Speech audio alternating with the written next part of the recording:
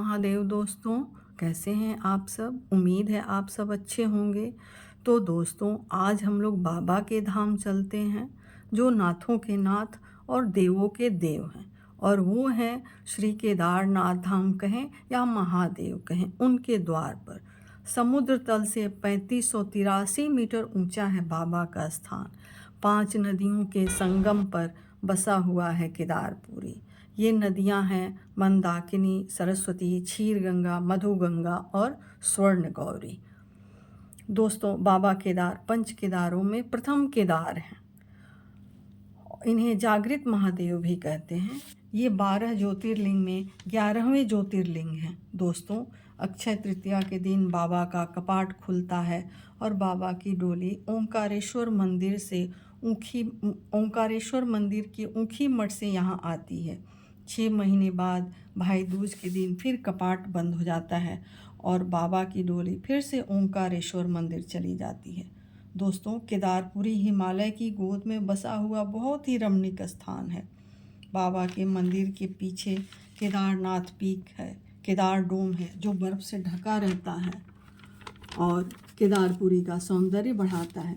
दोस्तों, मंदिर के सामने पहुंचते ही रोम रोम खिल उठता है। यहाँ शब्द मौन हो जाते हैं, सिर्फ अनुभूति ही रह जाती है।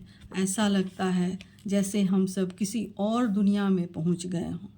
इसलिए ही इसे स्वर्ग कहा गया है। दोस्तों, स्वर्ग इससे बढ़कर तो नहीं होता होगा। यही परम धाम है एक सनातनी के लिए। यहाँ भुकुंड भैरव हैं जो बाबा के क्षेत्रपाल हैं। ये बाबा के मंदिर से 500 मीटर ऊपर हैं। बाबा के मंदिर के ठीक पीछे आदि गुरु शंकराचार्य जी की समाधि है। दोस्तों, आदि गुरु शंकराचार्य जी स्वयं ही बाबा के अंश थे। उनका उपकार हम सनातनी कभी नहीं चुका सकते हैं।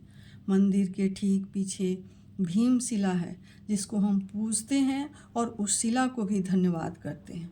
दोस्तों, बाबा के सामने जब हम सब जाते हैं तो मौन हो जाते हैं। कुछ भी सोच कर जाइए, वहाँ पहुँचकर शब्द समाप्त हो जाते हैं और आंखें भाव से भर जाती हैं। यहाँ इतनी दिव्यता है जिसका वर्णन नहीं हो सकता है।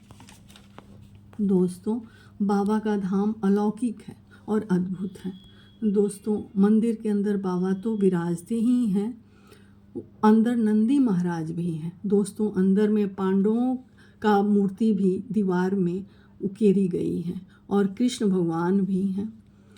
कहा जाता है कि नर और नारायण जो ऋषि थे उन्होंने यहाँ तपस्या की थी और भोले बाबा को प्रसन्न किया था। उसके बाद यहाँ उनकी ज्योतिर्लिंग स्थापित हुई थी। और एक स्टोरी है कि पांडवों को जब गोत्र हत्या का पाप लगा तब श्री कृष्ण भगवान ने उनको कहा कि इस पाप से बचने के लिए भोले बाबा को प्रसन्न कीजिए आप लोग। तो पांडव शिव जी को खोजते हुए यहाँ पहुँचे। शिव जी उन्हें दर्शन देना नहीं चाहते थे, उनसे रुष्ट थे, तो शिव जी उनसे छिपने लगे। यहाँ बहुत सारे भैंसों को देखकर पांडवों ने समझ लिया कि बाबा इन्हीं में कहीं हैं। फिर भीम ने अपने टांगों को फैला दिया जिससे सब भैंसे तो निकल गए, पर बाबा कैसे निकलते? आखिर वो हमारे बाबा थे। फिर पांडवों ने उनको पहचान कर उनका पीठ पकड़ लिया। तब बाबा ने उनको दर्शन दिया और उन्हें पाप से मुक्त किया। दोस्तों, केदारपुरी के सौंदर्य का वर्णन नहीं किया जा सकता है। मंदिर के ठीक सामने दोस्तों 14 टन का ओम लगा है जो देखने में अत्यंत सुंदर है। दोस्तों, जब बर्फीले चोटियों पर सुबह की सूर्योदय की किरण पड़ती है तो चांदी से भी ज़्यादा चमकती हैं ये चोटियाँ। यहाँ अभी बहुत सारा कंस्ट्रक्शन भी हो रहा है। 3 या 4 साल में जब कंस्ट्रक्शन समाप्त हो जाएगा, पूरी तरह से बन जाएगा, तो केदारपुरी और भी खूबसूरत हो जाएगी। यहाँ की हवाओं में कुछ तो खासियत है इतनी कि यहाँ इतनी शांति रहती है। बादल उड़ उड़ कर मंदिर के ध्वज को छूते रहते हैं। कभी बारिश हो जाती है, कभी धूप निकल जाती है। दोस्तों, इतनी विषम परिस्थिति में बाबा के भक्त वहाँ तक पहुंच ही जाते हैं। ये सिर्फ बाबा की शक्ति ही है और बाबा के प्रति श्रद्धा ही है लोगों को जो वहाँ तक ले जाती है। इतनी खूबसूरती वहाँ बिखरी हुई है कि मत पूछिए दोस्तों। ज़रूर जाना चाहिए, अगर संभव हो तो हम लोगों को ज़रूर एक बार तो ज़रूर ही जाना चाहिए वहाँ कम से कम। और वहाँ देखते ही बनता है सौंदर्य, ऐसा लगता है चारों तरफ एकदम